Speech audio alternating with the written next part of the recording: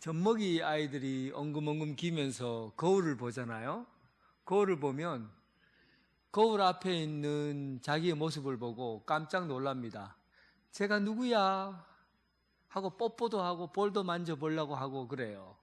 근데 누군지를 몰라요. 분명히 거울 앞에 기저귀 차고 이상하게 다니는 아이가 막 기어다니는데 그게 자기인 줄 모르는 거죠. 아이가 어릴 때는 자기를 못 찾아요. 거울을 봐도 자기가 누군지 모르죠.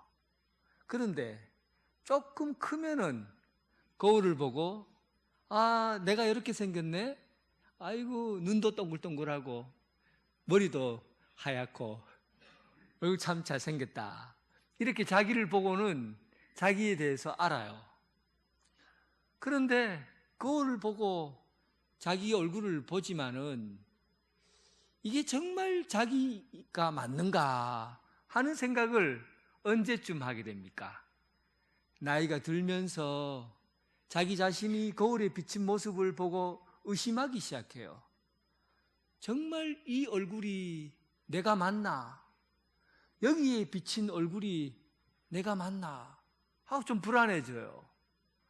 내가 내 얼굴을 모르고 지금까지 살았나? 나이가 40이 되고 50이 되고 60이 되고 거울을 볼 때마다 이게 진짜 내 모습인가? 이게 정말 내가 맞는가? 이런 고민을 하게 된다는 거죠. 그런데 사람이요, 이 속을 들여다볼 수 있을 때쯤 되면은 그 사람은 진짜 이제 사람이 된 사람이에요. 내 속을 들여다보고 이게 이런 사람이 나다라고 말할 수 있는 사람은 진짜 된 사람이라고요. 그런데 이 속은요, 숨을 데가 너무 많아요. 숨바꼭질을 할 장소가 너무 많아서 어떨 때는 내가 굉장히 괜찮은 사람처럼 보이는데 또 어떨 때 보면은 내가 이렇게 비굴한 사람이고 못난 사람인가, 또 어떨 때는 사람이 좀 예의 있어 보이고 사람에게 좀 젠틀해 보이고 신사적으로 보이는데 아이고 또 어떨 때 보니까 내가 얍삽해 보이고 쪼잔해 보이고 막 말도 함부로 하고 이게 진짜 내 모습을 찾는 게 쉽지를 않아요. 그리고 이 속은 숨을 데가 많아. 조그마한 상처가 있으면요, 그 상처 속에 꼭 숨어버려요. 그러면 진짜 내가 찾고 싶어도 숨어버리는 내 자신을 찾기가 어려운 거죠. 그런데 신앙생활은요, 외적으로 되어지는데 이게 있으면은 이 겉모습만 잘 가꾸면은 예배 잘 드리고 또 기도 열심히 하고 말씀 잘 보고 이렇게 겉모습만 잘 갖추면은 신앙생활이 되면은 얼마나 좋겠어요. 겉모습만 되면 그냥 겉만 정리하면 되니까. 그런데 신앙의 세계는 속의 세계예요. 마음의 세계예요. 영적인 세계예요. 그러니까 이게 어려워요, 여러분. 내 자신도 정확하게 알지 모르고 내 자신이 정말 이런 사람인지 저런 사람인지 내가 이런지 이것도 모르고 그냥 살다가 끝날 수도 있어요. 정말 심각한 얘기죠. 정말 심각한 얘기입니다. 여러분, 오늘 여호수아는 자기 자신 속에 있는 큰 상처가 있었다는 것을 알게 돼요. 하나님을 만나면서 알게 되죠. 그런데 그 상처를 통해서 이제 그것이 극복이 되고 새로운 시작과 출발을 하게 되는 계기를 마련하게 됩니다. 오늘 본문에 있는 내용이에요. 오늘 여호수아가 이제 산책을 나가고 있어요. 요단강을 건넜어요. 그리고 길갈에서 남자들에게 전부 할례를 행했어요. 그리고는 유월절을 지켰습니다. 이제 한 요단강을 건넌 이후에 10일 이상이 지체되었지만 그는 어느 저녁 시간에 조용히 이렇게 산책하듯이 여리고성 가까이로 가고 있었어요. 그러던 참에 어떤 사람이 칼을 뽑아들고 자기랑 마주치게 된 겁니다. 여호수아가 판단할 때는 이 시간에 적군이 여기에 나타날 수가 없어요. 왜냐하면 6장 1절에 보면 적군들이 나타날 수가 없는 이유가 있습니다. 이스라엘 6장 1절에 보니까 이스라엘 자손들로 말미암아 여리고는 굳게 닫혔고 출입하는 자가 없었다. 요단강을 건넜다는 이야기를 듣고는 기겁을 한 거예요. 여리고 사람들이 아이고 저 사람들 쳐들어오면 우린 다 죽었다. 문 꼭꼭 걸어 잠그고 못 들어오도록 하자 하고 꼭꼭 걸어 잠그고 있었으니까 개미새끼 한 마리 보이지 않을 정도였으니까 어떻습니까? 이 여리고 성 근처에 칼을 차고 혼자서 딱 버티고 있는 사람이 과연 있을 수가 있을까요? 그런데 보니까 칼을 딱 들고 서 있는 거예요. 저 사람이 적군일까 아군일까?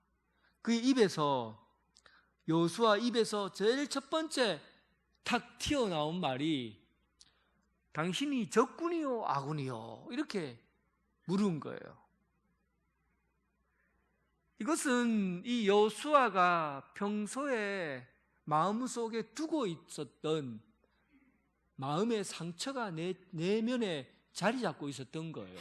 그래서 사실 지금 누가 적군이든 아군이든 나타날 수가 없는데 딱 보자마자 자기 마음에 있는 생각을, 마음에 있는 말을 툭 던져버린 거죠. 사실 우리가 무의식 중에서 툭 튀어나오는 말들이 있잖아요. 무의식 중에서 툭 튀어나오는 말들이 있죠. 나는 생각지도 안 했는데 말이 툭 튀어나와요. 그러면 그 말을 자세히 살펴볼 필요가 있습니다. 여러분 자신 속에 숨겨져 있는 동굴을 찾을 수가 있어요.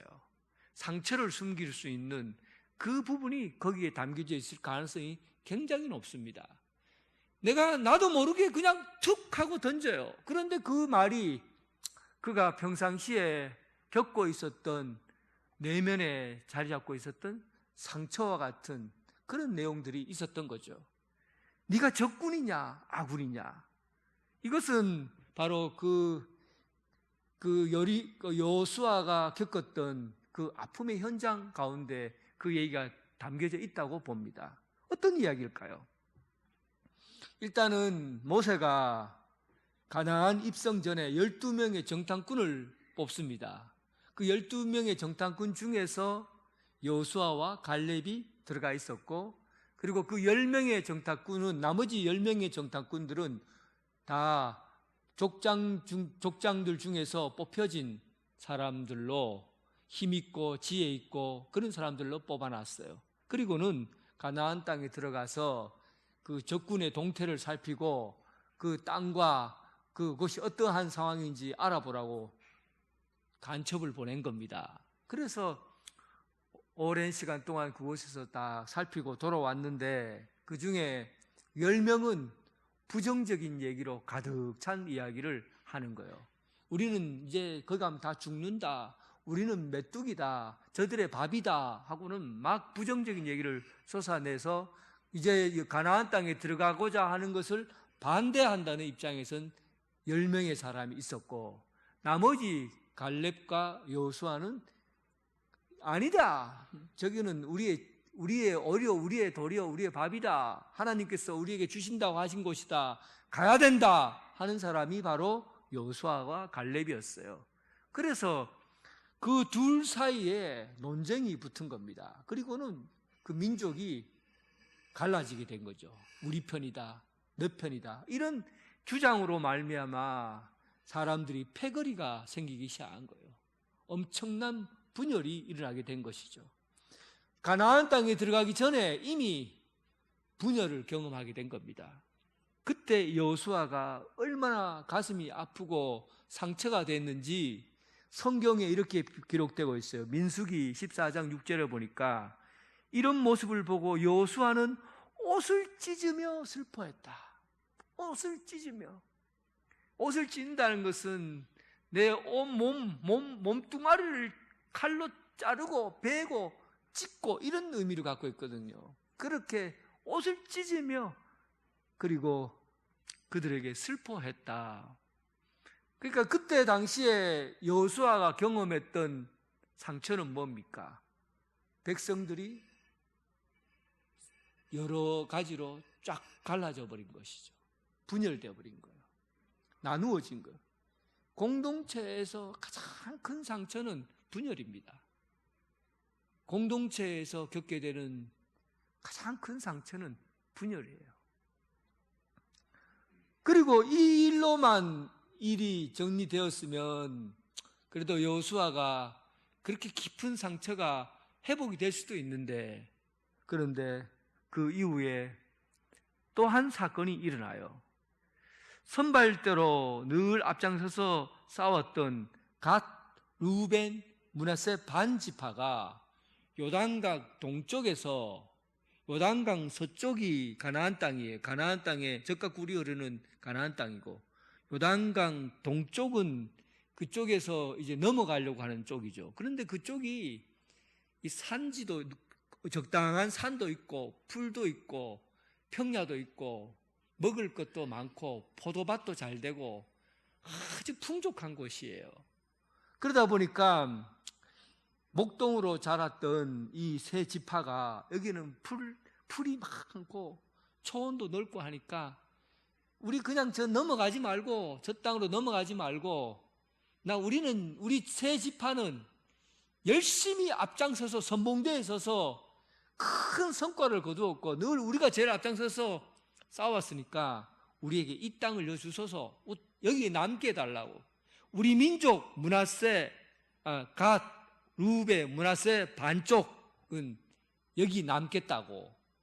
그리고는 모세에게 요청한 겁니다. 그 일을 듣고 모세가 얼마나 속상했는지 모세는 이렇게 얘기했어요. 너희가 어찌하여 이스라엘 자손에게 낙심하게 하여. 모세가 한 이야기를 듣고 여호수아가 얼마나, 지금 이 공동체가 얼마나 큰 일이 벌어지고 있는가를 알게 된 겁니다. 자기가 잘했다고 자기 것을 달라는 거예요. 여러분, 교회는 이런 부분에서 상처가 될 수 있습니다. 이 일을 잘하는 사람이 상처를 줄 수가 있어요. 앞장서서 일하는 사람이, 열심히 하는 사람이 교회를 분열시킬 수가 있어요. 그건 뭐냐 하면 내가 한 일을 봐달라는 겁니다. 내가 지금까지 이룩한 일들을 좀 인정해 달라는 거예요. 내가 이 정도 했으면 날 인정해 줘야 되지 않느냐. 내가 교회에서 이런 자리에 가서 이렇게 열심히 하면 내가 다른 이런 인정은 받아야 되지 않느냐 하고 자기 이름을 내려고 그러고 자기 자리를 달라고 하고, 이럴 때 교회는 분열되게 되어 있습니다. 다른 사람에게 실망을 안겨줘요.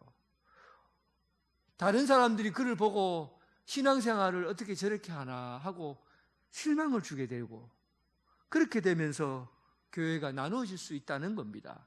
그런 의미에서 모세가 볼 때는 이것은 이 민족을 분열시키는 거다, 이렇게 판단한 거예요. 그래서 이 두 가지 사건이 여호수아에게서는 결정적으로 마음의 상처가 되었고, 또 이들을 통해서 이 국가가, 나라가 분열되는 것을 눈으로 목격하게 된 겁니다. 신앙생활은 동전의 양면과 같아요. 여러분들 한번 이 동전 하나를 들고 있을 때마다, 100원짜리 동전 들고 있을 때마다 이렇게 생각해 보세요. 신앙생활은 동전의 양면이다. 한쪽은 개인의 신앙이에요. 개인적으로 기도하고 말씀 듣고 예배 드리고 하는 개인의 신앙이 있고, 그 다음에 뒷면을 보면 공동체의 신앙이 있어요. 그러니까 신앙생활은 개인적이면서 공동체적이에요. 이것을 잊어버리면 안 됩니다. 한쪽만 잘한다고 해서 신앙생활 잘하는 게 아니에요. 나 개인적으로는, 목사님 나는 혼자 전도도 하고요, 기도도 하고요, 말씀도 보고요, 나는 열심히 합니다. 그래서 나는 교회에 어디 소속되지 않아도 저는 열심히 잘할 테니까 저 건드리지 마세요. 아니에요. 신앙은 그 반쪽짜리밖에 안 돼요. 신앙은 언제나 혼자이면서 함께 이루어 가야 되는 공동체 신앙이 있어요. 그래서 사도 바울은 교회를 뭐라고 표현했냐면 그리스도가 머리이시고 그리고 교회는 몸이다 그랬어요. 몸으로서의 교회를 반드시 얘기를 한 거예요. 여러분, 몸이 어떻게 하나가 될 수가 있습니까? 몸이 하나가 된다는 것은 몸이 자기 자리를 지키고 자기 일을 열심히 하되 함께 해야 된다는 의미예요. 예를 들어 보면 이런 거죠. 몸 중에서 발이 고생이 제일 많아요. 그래서 발이 어느 날 나 이거 고생만 하고 진짜 칭찬은 다 얼굴이 칭찬받는데 나 이거 발 못 해먹겠다. 발을 딱 들고 내 발 좀 봐줘라 하고 나도 좀 칭찬 좀 해줘. 그러게 하고는 발이 나는 이 몸에서 찢어져 나가야 되겠다. 내가 한 일에 대해서 보상도 안 된다 하고는 발이 찢어져 나가버려요. 그러면 그 몸이 발 하나 나갔는데 그 몸이 유지가 됩니까? 걷지도 못하고 넘어지고. 그래서 여러분, 개인의 신앙은 몸과 함께 붙어 있어야 되는 거예요. 여러분들이 개개인으로 잘하고 가지고 있는 은사가 그 은사로 사용되는 게 아니라 그 은사가 몸에 붙어서 사용되어야 몸이 건강해지는 겁니다. 그래서 교회의 분열은 사실은 최악의 상태를 의미하는 겁니다. 내가 편을 갈라서 나는 여기서 나가겠다. 나는 이 편이다. 너는 저 편이다 하고 찢어지고 나누어지잖아요. 공동체, 그리스도의 몸의 최악의 상태가 됩니다. 예수님께서 오죽했으면 마지막에 십자가에 못 박혀 달리기 전에 기도하면서 무슨 기도를 다 했겠습니까? 아버지여, 제자들을 향해서 저들로 하나 되게 하옵소서. 예수님이 죽기 전에 하신 기도가 아버지여, 저들로 하나 되게 하옵소서. 공동체는 찢어지고 분열되고 나누어지면 안 됩니다. 예수 그리스도의 교회는 찢어지고 분열되고 나누어지면 안 됩니다. 주님의 교회는 하나가 되어야 되는 거예요. 하나가 되는 것이 공동체의 성장에 가장 중요한 것입니다. 사도 바울도 그랬어요. 사도 바울도 에베소 4장 3절에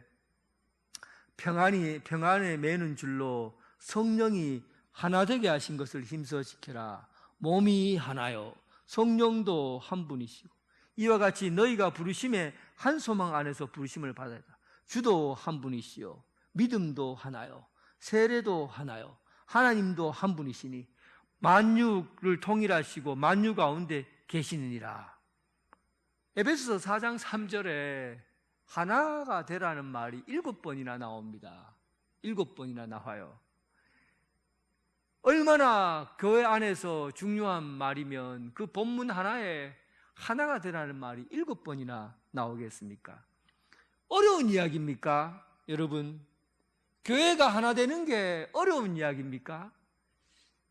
어려운 얘기가 아니에요. 해석을 붙일 필요도 없어요. 더 이상 여기서 뭐 깊은 의미를 가지고 말할 이유가 없어요. 그런데 교회가 하나 되는 것은 중요한 이야기입니다.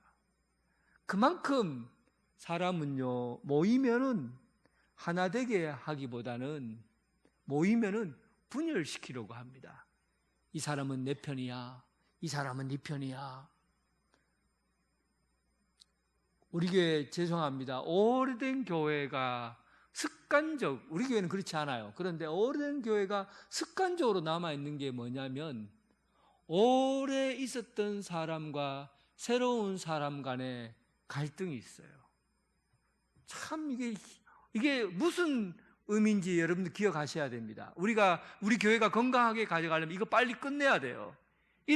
저 사람이 새로 와놓고는 무슨 저런 일을 맡았노? 이런 말을 하면 안 돼요. 오래 있었기 때문에 기득권이 있고, 오래 있었기 때문에 모든 것을 다 가져야 된다? 이건 교회를 모르는 겁니다. 교회 하나 되면 자기 자리가 어떠하든지 간에 모든 것이 차별 없이 주어진 하나라는 것을 여러분 이해해야 됩니다. 주님께서 뭐라고 얘기했어요? 사도 바울이 성경에 보면 주도 한 분이요, 믿음도 하나요, 세례도 하나요, 하나님도 한 분이다. 여러분, 주님께서 여러분을 부를 때 차별을 해서 불렀습니까? 돈이 좀 있어서 주님이 먼저 불렀어요? 또 얼굴이 좀 괜찮게 생겨서 주님이 먼저 불렀습니까? 아니면 좀 사회적으로 괜찮은 직업에 있기 때문에 주님이 여러분 불렀어요? 주님이 부를 때 어떤 차별을 두고 불렀습니까? 내가 가난하든 못났든 육체가 약하든 돈이 있든 없든지 간에 노예든지 주인이든지 간에 헬라인이든지 이방인이든지 간에 남자나 여자가 간에 주님의 부르심 안에서 전부 하나예요. 주님이 그 부르심 안에서 한 분도, 여기 계신 그 어떤 분도 그 부르심 앞에서 차별하지 않았다는 거예요. 그런데 어찌 우리가 하나가 되지 않으려고 합니까? 주님이 차별하지 않으시고 교회를 한 몸으로 만들었는데 어찌 우리는 네 편, 내 편, 그리고 이 사람은 내 편이다, 이 사람은 우리 편이다, 이런 사고로 신앙생활을 합니까? 이 여호수아의 큰 상처는 이게 공동체가 편가름으로 인해서 나누어진 것이었어요. 그래서 그가 큰 어려움을 겪고 그에게 그런 얘기를 한 겁니다. 네가 누구 편이냐? 우편이냐 좌편이냐? 얘기하니까 군대 장관이 뭐라고? 나는 여호와의 군대 장관으로 지금 왔노라. 여호와의 군대 장관으로 지금 여기에 왔노라. 군대에서 제식훈련 할 때 기억나세요? 앞으로 가, 제식훈련은 간단한 거, 앞으로 나란히, 옆으로 나란히, 앞으로 가, 뒤로 가, 좌우양우, 우향우, 좌로 가, 우로 가, 이런 게 제식훈련이잖아요. 그런데 제식훈련 할 때 제일 앞에서 명령하는 사람이 있어요. 구령을 붙이는 사람이 있어요. 그러니까 저처럼 여기 구령을 제가 붙이고 있고, 여러분들은 그 자리에서 일어나서 이제 제식훈련을 하는 겁니다. 앞으로 가. 자, 이쪽으로 가려면 우향우입니까? 좌양자입니까? 좌로 갑니까? 우로 갑니까? 여러분들이 얘기해보세요. 이쪽으로 가면 좌로 갑니까? 우로 갑니까? 좌로 가죠.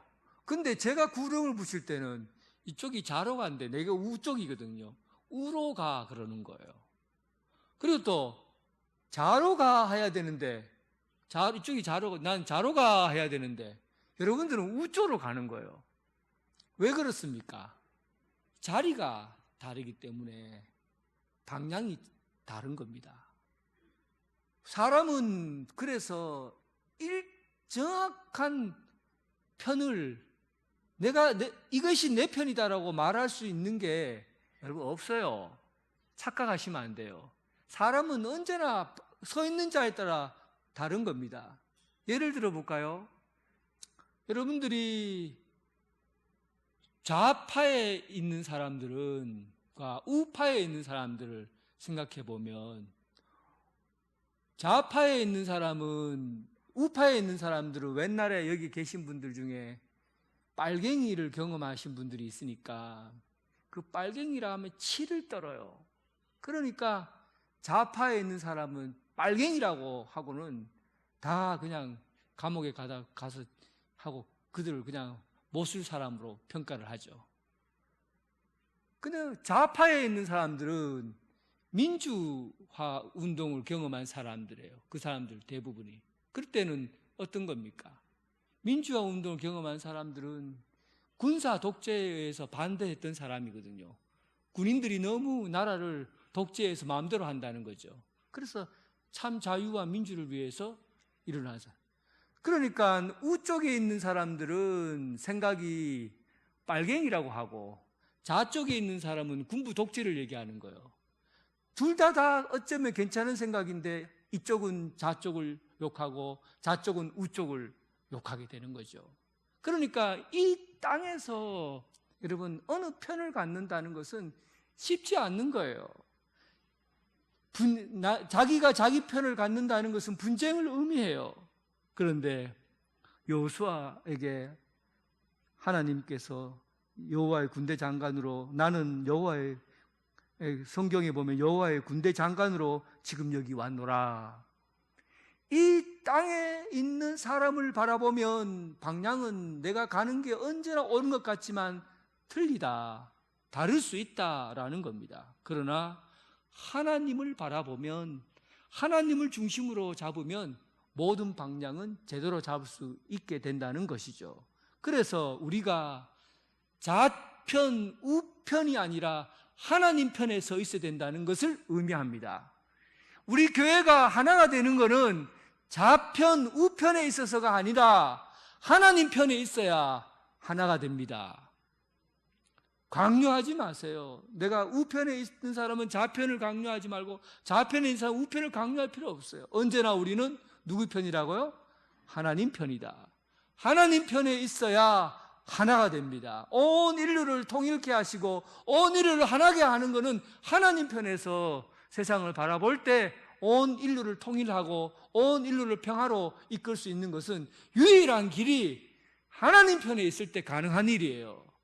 사랑하는 성도 여러분, 하나님 편에서 주님의 교회가 하나가 되고 또 여러분 삶의 공동체가 하나가 되는 역사가 있기를 주님의 이름으로 축원합니다. 여호수아가 얼굴을 땅에 대고 엎드려 절하고 그에게 이르되 내 주여 종에게 무슨 말씀을 하려 하시나이까. 이제 여러분 13절과 14절 단 한 절 차인데 분위기가 바뀌었어요. 처음에는 눈을 들어 본즉, 13절에 여호수아가 눈을 들어 본즉, 눈으로 보니까 저거 적군이야 아군이야 이렇게 얘기를 하잖아요. 눈의 세계는, 이 눈의 세계는 원래 그렇습니다.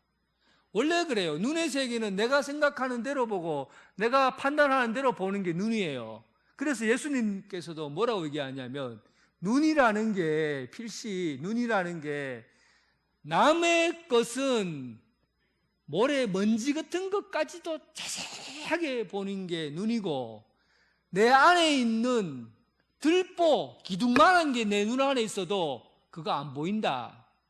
내 눈의 거는 안 보이지만 남의 것은 모래같이 작은 것도 보인다. 이게 눈이에요. 그러니까 눈의 세계로 살아오면 항상 비난하고 비판하고 부정적으로 말하고 자꾸만 세부적으로 하나하나 꼬치꼬치 그렇게 판단하고 이런 게 눈의 세계잖아요. 그렇게 눈의 세계로 살다가 이제 여호수아가 군대 대장이라는, 하나님의 군대라는 얘기를 듣고 얼굴을 땅에 대고 절을 하고 그리고 말씀하십시오. 어떤 말씀이든지 하십시오. 그리고는 길을 열었다는 겁니다. 군대에서 항복의 표시를 할 때 깃발을 들고, 요즘 보니까 깃발을 들고 팬티만 입히고 다 벗기더라고요. 그리고 깃발을 들고, 하얀 깃발을 들고 나오면 총도 버리고 다 버리고 항복했다고 그래요. 항복한다는 것은, 깃발은 하얀색이죠. 백기를 든다는 것은 그 안에 어떤 색깔도 들어가 있지 않는 거죠. 그러니까 그 안에 나쁜 생각이나 나쁜 마음이나 이런 것까지도 다 포기한다는 거예요. 그리고 이 몸에 있는 것들을 다 벗는다는 것은 내 몸에 어떤 것도 지니지 않는다라는 것이죠. 그러니까 하나님 앞에 내가 항복한다는 것은 내가 갖고 있는 생각이나 내가 갖고 있는 아이디어나 내가 갖고 있는 능력이나 이런 것들을 다 내려놓는다는 얘기입니다. 그리고는 주님 말씀만 듣겠다는 거예요. 주님 말씀만 듣겠다는 겁니다. 이게 듣는 기예요. 하나님의 말씀을 들을 때 여러분 지금 이 자리에서 항복하고 들으세요. 그냥 요래 갖고 다리 오른쪽으로 딱 꼬고 고개 딱 올리고 무슨 말 하나 보자, 항복하고 들어야죠. 어떻게 하나님 말씀 들을 때 무슨 말 하나 보자 그런 말을 가지고 하나님 말씀을 듣습니까? 눈으로 보는 게 아니에요. 귀로 들어야죠. 하나님께서 우리에게 어떻게 말씀하시는지 땅에 콱 엎드려 갖고 항복하고, 주님 이제는 내 생각은 다 내려놓습니다. 내 감정 다 내려놓습니다. 내 의지도 다 내려놓습니다. 그냥 주님 말씀하시면 내가 듣겠습니다. 주님 말씀만 하십시오. 이제 내가 주의 말씀을 듣겠습니다. 여기서 여호수아의 본질이 드러나게 된 겁니다. 그 전에 눈으로 보는 세계에서 자기 자신을 제대로 못 봐요. 하나님의 말씀을 들을 때 그때 내 모습이 보이는 거예요. 여러분들 언제 여러분 스스로를 이게 나구나, 이게 내야, 언제 이걸 깨닫습니까? 눈으로 바깥을 볼 때 절대 날 못 찾습니다. 숨어버려요. 상처에 숨어버립니다. 하나님의 말씀을 대면하십시오. 하나님의 말씀 앞에 서면 그때 내가 이런 놈이구나, 내가 이런 사람이구나, 내가 이런 사람이었어 하고 그때야 하나님 앞에 내 자신이 드러나게 되는 겁니다. 그때야 여러분 하나님의 일들을 감당하는 열매 있는 신앙생활을 살 수 있게 되는 거예요. 사랑하는 성도 여러분, 하나님 앞에 백기 들고 나오시기 바랍니다. 항복하세요. 그리고 하나님 말씀만 듣고 하나님 말씀 앞에서 하나님께서 우리에게 주어진 그 사명 감당하는 여러분 되시길 주님의 이름으로 축원합니다. 하나님 아버지, 우리는 우리 속에 숨겨놓은 생각들 때문에 하나님을 정면으로 대하지 못하고 숨고 피하고 여러 가지 가면을 쓰고 살아가고 있습니다. 아버지 앞에 정직하게 내 자신을 드러내게 하여 주옵소서. 하나님의 말씀에 귀를 기울이게 하시고 눈으로 본 것으로 사람을 판단하고 눈으로 본 것으로 비판하고 비난하고 교인을 갈라내고 그런 신앙이 아니라 하나님 앞에 머리 푹 숙이고 다 내려놓고 거짓과 교만과 오만과 모든 것을 다 내려놓고 아버지에게만 귀를 기울이게 하여 주옵소서. 말씀만 하시면 듣겠나이다. 이 말씀으로 주님께서 원하시는 그 뜻을 이루며 살아가는 성도들 되게 하여 주옵소서. 예수님 이름으로 기도드립니다. 아멘.